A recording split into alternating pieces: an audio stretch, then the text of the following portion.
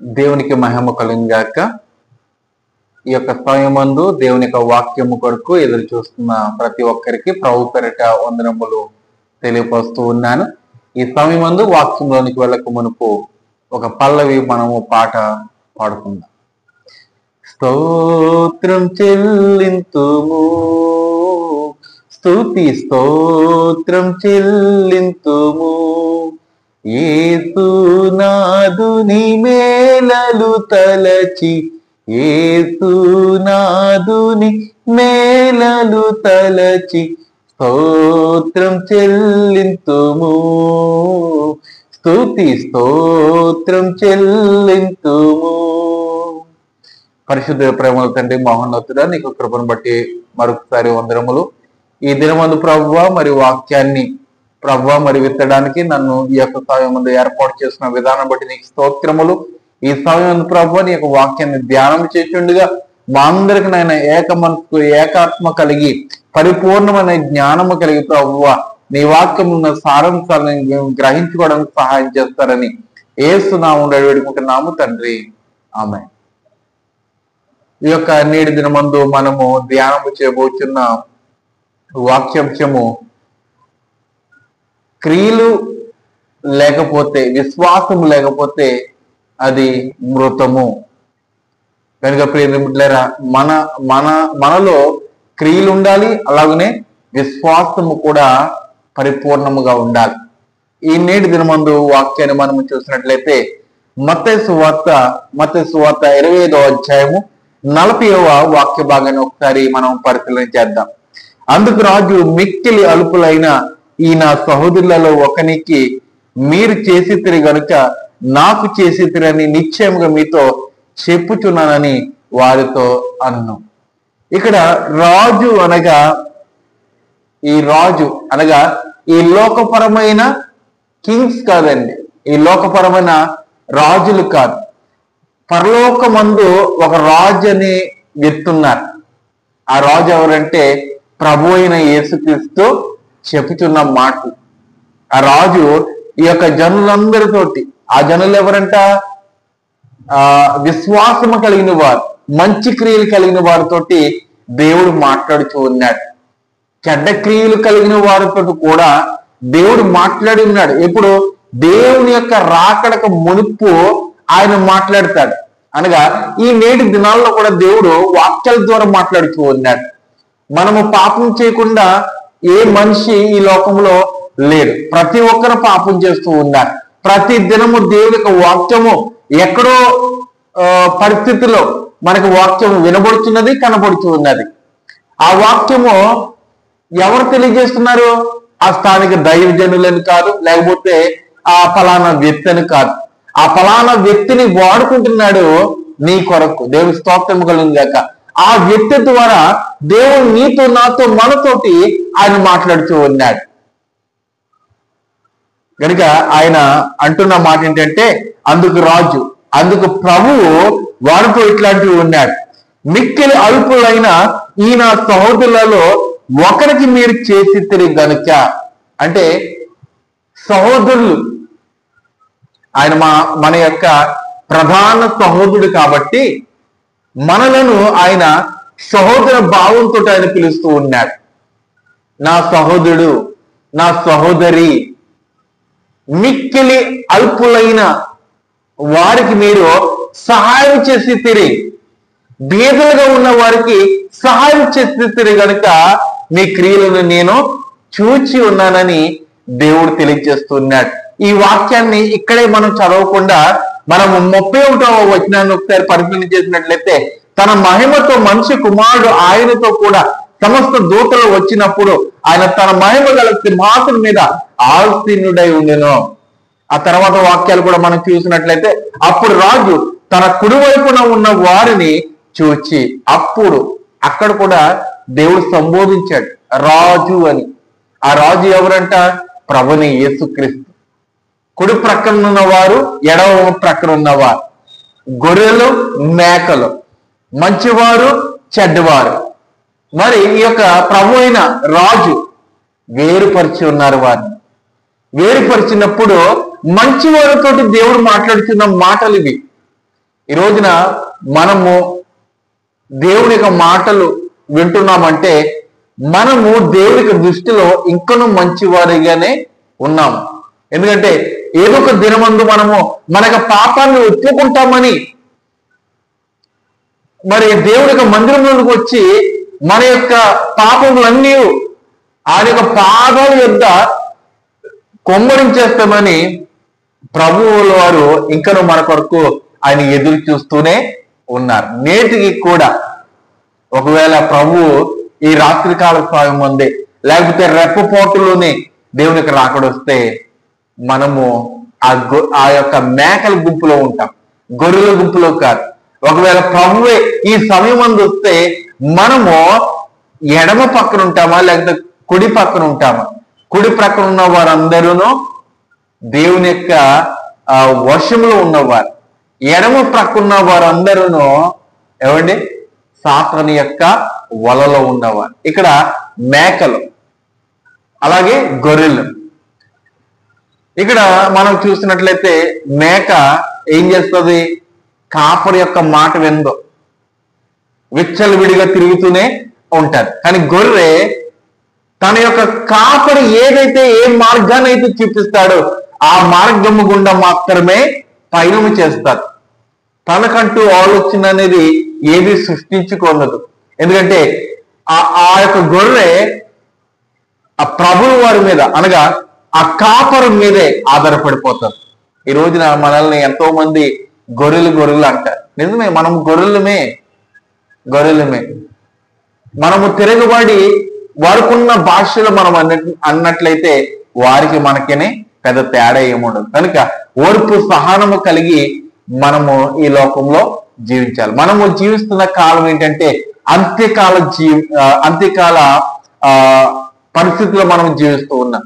కాబట్టి ఓర్పు సహనము అలాగనే విశ్వాసము కలిగి మంచి క్రియలు వారి ఎదుట మనము కనపరుచుకున్నట్లయితే ఎంతటి దుర్మార్గులైనా సరే దేవుని ఎదుట వారి యొక్క పాపములను ఒప్పుకోవాల్సినది. దేవుని స్తోత్రం కలుగాక.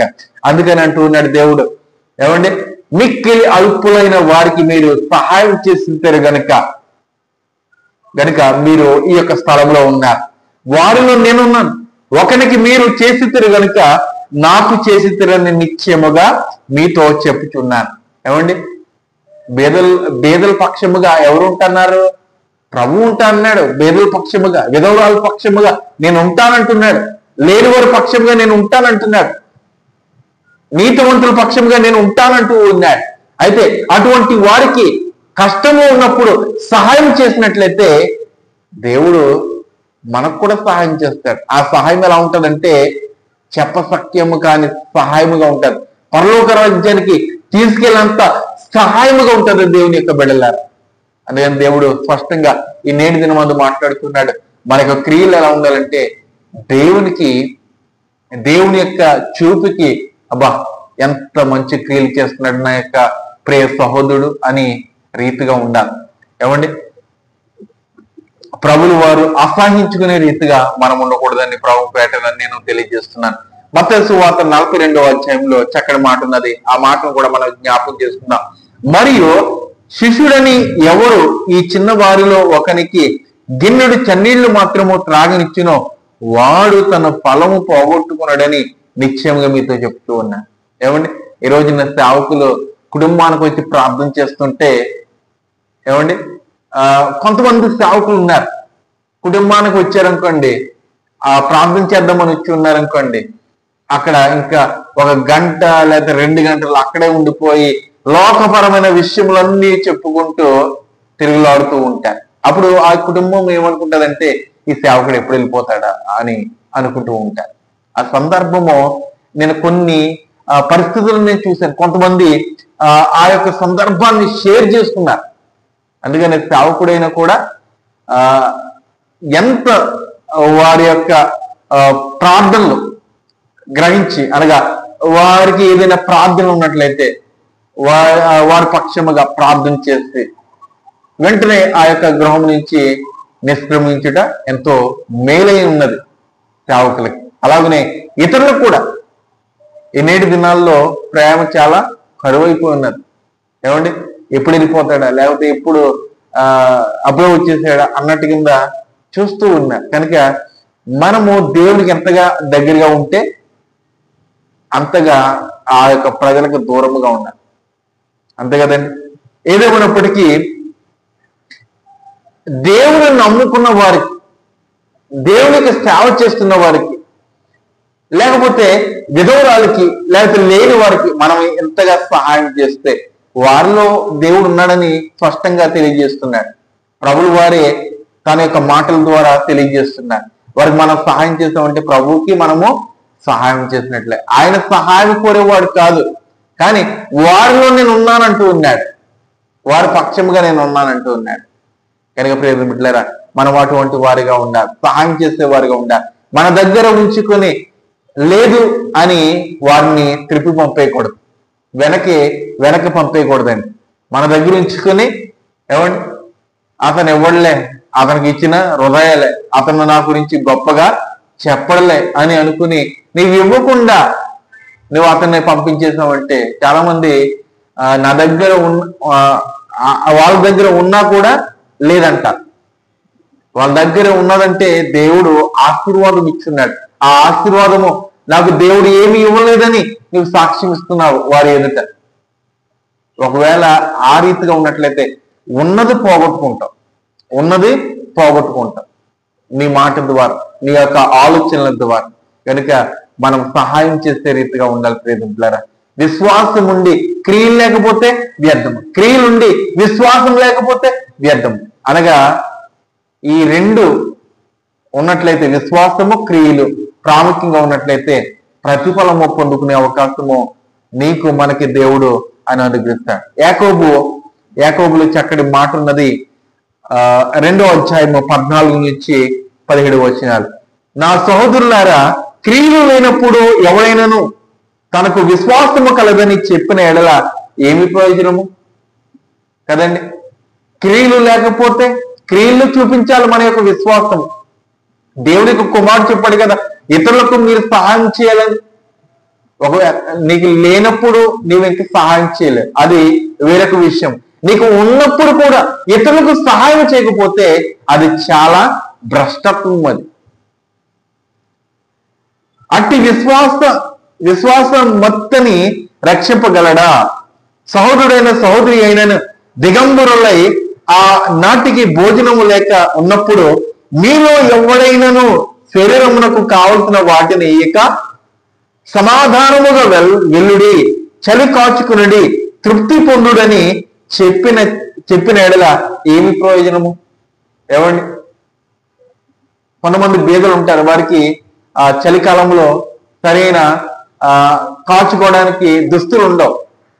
వారికి ఒక మాటగా మీరు మంట వేసుకుని, అగ్ని వేసుకుని చలి కాచుకుని అంటే సరిపోతుందా?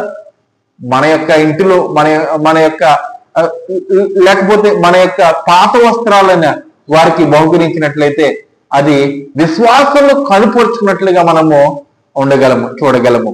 మీలో ఎవడైనా శరీరమును కావాల్సిన వాటిని ఇయ్యక, ఏమండి, మనం ఇయ్యకుండా ఉంటే ఎటువంటి ప్రయోజనం లేదు.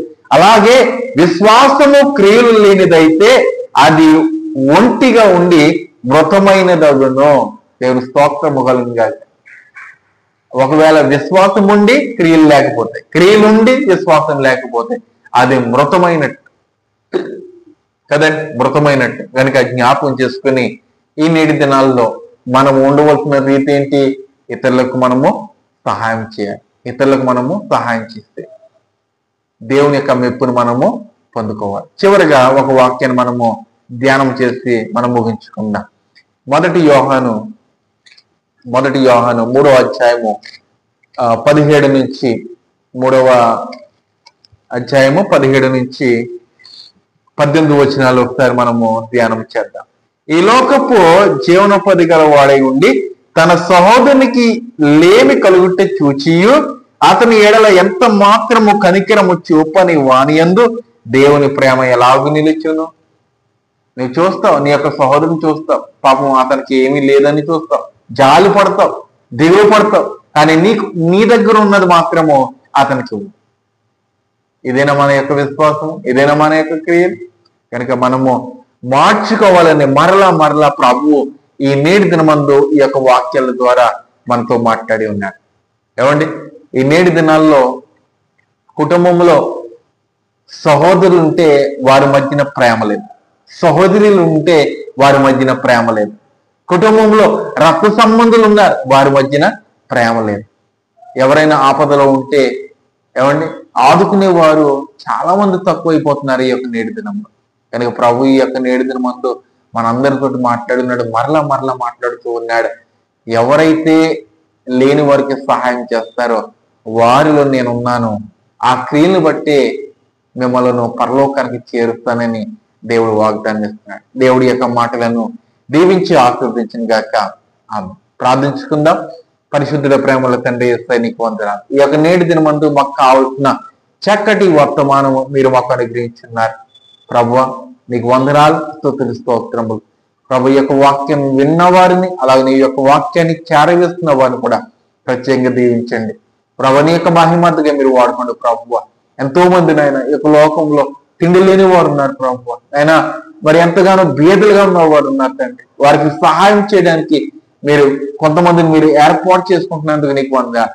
ఇంకా అనేక మందిని మీరు ఏర్పాటు చేసుకుని వారి యొక్క జీవితంలో నాయన తృప్తి కలిగిస్తారని నిశ్చితమైతే ప్రభువా నాయన సహోదరి కవిత గారి గురించి మేము ప్రార్థన చేస్తూ ఉన్నాం. అలాగే ప్రభువా అలాగే నేనైనా మరి సహోదరి సందే గారు వారి యొక్క కుమారుడికి నాయన మరి టైఫాయిడ్ ఫీవర్ తోటి నేను మరి బాధపడుతున్నారు. వారిని మీరు ముట్టండి, స్వస్థపరచండి. అలాగే ప్రభువా మరి సహోదరి స్వప్న గారి యొక్క కుమారుడు కూడా ప్రభువా మరి వారు కూడా అనారోగ్యంగా ఉంది, వారిని కూడా మీరు ముట్టండి, స్వస్థపరచండి నాయన. అలాగే తండ్రి అనేక మంది ప్రభువా ప్రార్థన అవసరం కూడా ఉన్నారు. వారి యొక్క ప్రార్థన కూడా మీరు ఆలకించి నీ కృపచాటును వారు మరుగుపరుచుకుంటారని, మా పాపములన్నీ క్షమిస్తారని యేసు నామములో వేడుకుంటున్నాము తండ్రి. ఆమేన్. ఆమేన్. అందరికీ వందనాలు. దేవుడు మిమ్మల్ని దీవించి ఆశీర్వదించిన గాక. ఆమేన్.